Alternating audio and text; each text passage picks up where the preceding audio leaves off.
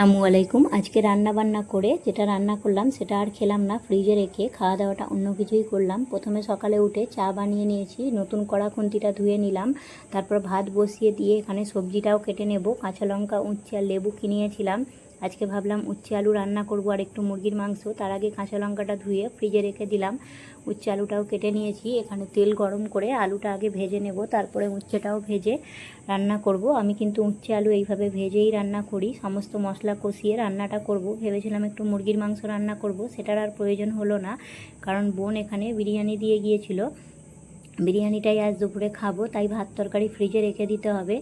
এই যে ছেলের জন্য শসা কেটে নিয়েছি। আতিফ নামাজ পড়তে গিয়েছিল, নামাজ পড়ে আসার পর প্রথমে ওকে গরম গরম বিরিয়ানিটা দিয়ে দিলাম, তারপরে আমি খাবো। এই যে দেখো, আতিফ নামাজ পড়ে এসে খেতে বসেছে। মাশাআল্লাহ, ওকে কিন্তু ব্ল্যাক কালার পাঞ্জাবিটাই খুব সুন্দর লাগছে। দেখা হবে নেক্সট ভিডিওতে, ততক্ষণ পর্যন্ত সবাই ভালো থাকবে। আল্লাহ হাফেজ।